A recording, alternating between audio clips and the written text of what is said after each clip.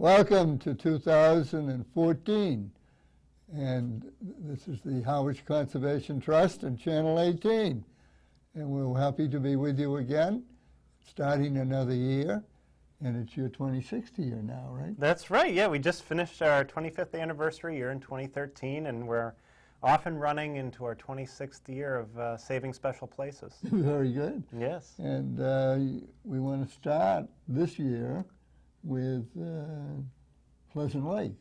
Oh, Pleasant Bay. Pleasant yes, Bay. Yeah. Oh, the Pleasant Bay project. Pleasant Bay project. 49 acres, sure. 49 acres, and you've got a lot going on out there. Yeah, we do.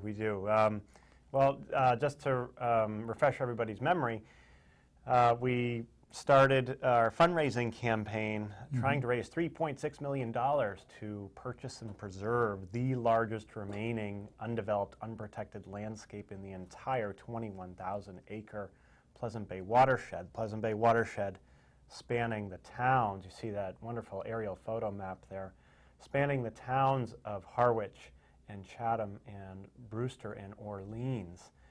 And this 49-acre landscape is in East Harwich, and it is, again, the largest remaining undeveloped, unprotected landscape in the entire watershed. And it's really in that triangle amidst Route 28, or that portion also known as Head of the Bay Road, north of Bay Road itself, and just sort of south of Kendrick Road. Generally, it's located not far from Round Cove, and it's got quite a number of environmental values that need protecting by virtue of this fundraising effort to raise the money to help us purchase this land. We have until August 2014. We can talk about fundraising in a little bit, but I'll just recap with this image some of the environmental attributes. I mean, you can see it right there. The size, that scale on that map is pretty large. You know, we're looking at it from a bird's eye view from, 10,000 feet up, we'll say. And you have to have a large landscape to even register on a map of this scale. It sends seasonal surface and year-round underground water flow directly into Round Cove. Now, Round Cove, as we know, as is the greater Pleasant Bay system, impaired by nitrogen loading from septic systems that result from development in the surrounding landscape, sending that nitrogen right through the sandy soils into the groundwater, which migrates to our coastal water bodies. Nitrogen, we know, acts as a super fertilizer in those systems, causes excessive algae growth, which then causes further problems, and it degrades water quality health. We lose eelgrass, which is a tremendous nursery ground for shellfish and juvenile fish species, both recreational and commercially caught finfish species. And it's sort of this domino effect caused by nitrogen entering the groundwater in these saltwater bodies. Phosphorus is another problem in ponds. We can talk about that another time, but if we don't preserve this 49 acres, it could become a subdivision of up to 40 lots. Wow. And the water quality is already compromised from existing development. We don't need additional development, especially in this sensitive area, further deteriorating Pleasant Bay. This is a great map here. We can talk a little bit more about that. Go ahead. Do you have any competition for this piece of land? Well, I think that, you know, the competition is that potential development fate of up to 40 lot subdivision. Okay, Now, you know, so this is sort of in the background at the moment. Oh, absolutely. Yeah, we have been working to negotiate a purchase agreement on this property for 10 years. Oh, wow. It's been at the top of our list, and now we have this opportunity again until August 2014. If we could see that graphic again, I'll just point out some more important elements of this project. You see those blue sort of teardrop shapes intersecting with the property. Those represent the well field recharge areas, meaning that groundwater in those teardrops, and those ellipses, we'll say, part of partial ellipses, feeds the municipal public water supply wells, represented by the triangles, pumping hundreds of thousands of gallons into the public water supply system for nearly 10,000 households across town. So preserving this property also helps protect the public drinking water supply is really the takeaway. Now that's just, that's always going to be there? Which? That water supply for those 10,000 homes? As long as we can continue pumping clean, reliable drinking water below ground. I mean, we're all dependent on the sole source aquifer, the aquifer being that underground water source that lies beneath our feet in the soils. And whatever we do on land has the potential to affect that water supply, especially in those recharge areas. Mm-hmm. So if we look at that graphic once more, you'll see that that water flow again into Round Cove, groundwater flow into Round Cove on Pleasant Bay. You also see the green colored properties to the south that represent significant conservation land that the town and Harwich Conservation Trust and its many supporters invested in circa early 2000 along Muddy Creek or Monomoy River. Mm-hmm. We know, as we've talked about recently, I think on your last program, that Muddy Creek is the focus of an important tidal creek, salt marsh, and water quality improvement restoration project by virtue of replacing the undersized culvert which restricts tidal flow between Jackknife Cove on Pleasant Bay through underneath 28 into Muddy Creek or Monomoy River.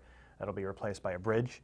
Yeah. So there's a lot of activity. Yeah, a lot of activity in this area, and you know, this 49-acre Pleasant Bay Woodlands project is a key component of preserving that quality of life that's rooted in the natural landscapes around us, whether it's water quality or wildlife habitat or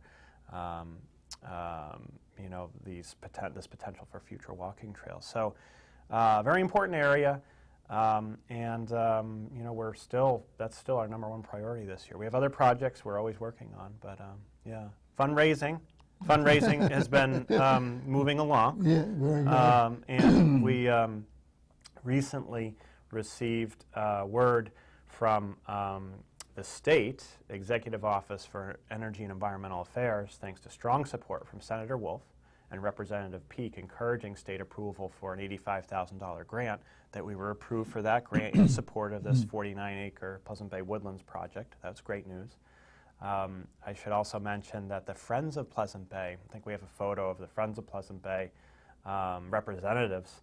There they are, pictured left to right is Friends of Pleasant Bay trustee and former president Jay Tishner, myself representing Harwich Conservation Trust, and then Dolly Howell, the current president of the Friends of Pleasant Bay, and Charlie Beggs, the treasurer of Friends of Pleasant Bay, as part of a multi-year $100,000 pledge. Wow. That's incredibly generous for how many years? It's over a 3-year period. 3 years, but their first installment, they just donated at the end of 2013, $50,000 as part of that multi-year pledge in support of the 49-acre Pleasant Bay Woodlands project. So we have the state jumping in. We have Friends of Pleasant Bay and many other people recognizing the value of you know, supporting this important land-saving project. So we have about $775,000 left to raise by August 2014. It sounds like a large number. It is, but when you compare it to where we were just 9 months ago, you're well on your way. Out of the gate at $3.6 million, you know, we're making a lot of progress thanks to strong support. So, you know, anybody's interested in learning more or contributing, please get in touch with me, and we can talk more about the opportunities here. Yeah, it's exciting. Yes, it is. So we'll update you as 2014 unfolds, and keep you posted. Very good. Yeah. And the other big thing that you have going now are your talks. Yes, the winter talks. That are taking place here at the community center, I believe. Right? That's right. That's right. It's a very popular talk series. We just hosted Rich Eldred, who is an environmental feature reporter with the Cape Codder, and he's a botanist who leads wonderful walks on behalf of HCT. He just spoke about the orchids of Cape Cod. Incredible photos, and has such a depth of knowledge. He's got a great dry sense of humor, entertaining and informative presentation about the orchids of Cape Cod right here at the Community Center. That took place on January 4th. But the one we have coming up is fascinating as well. Bobcats. Bobcats. Bobcats. Why would we talk about bobcats? Well, and you're going to see a great photo in a little bit. Look at that. Can you imagine this bobcat, or its cousins or relatives, wandering around the Cape? Well, this past summer in 2013, there was a confirmed sighting of a bobcat in the Upper Cape. So one or more are here. Now, you remember in the spring of 2012, the celebrity species that wandered up and down the Cape from one end to the other was the black bear. The black bear. Well, we held a winter talk on that very subject to let our audience know more about that interesting animal.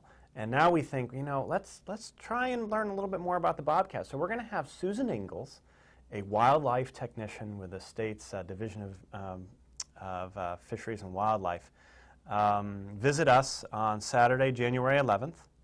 Saturday, January 11th, 2 p.m., right here at the Community Center. Suggested donation is $2 per person to teach us more about the habits and biology and natural history of the bobcat in Massachusetts. So I think it's going to be fascinating. And her associate, Laura Connolly, actually was the key presenter from the state on the black bear last winter. So she has the bobcat. She has the bobcat. Her associate had the black bear. It's going to be a lot of fun. We have another presentation coming up on Saturday, January 25th at 2 p.m. about the dynamic tension between protecting the endangered piping plover and the interest of so many to use our beautiful beaches, with their off-road vehicles. There's got to be a balance there. And so Peter Trull is going to be leading that presentation on Saturday, January 25th, 2 p.m. here again, the Community Center. He's always entertaining and informative, provocative, I think, with this subject. He will be at times. But it'll be a spirited talk, I believe, and it'll be a lot of fun. People can pick these up at our office. The series is supported in part by the Harwich Cultural Council, so it's important to certainly give them credit. They supported our Winter Talk series last year and this year as well.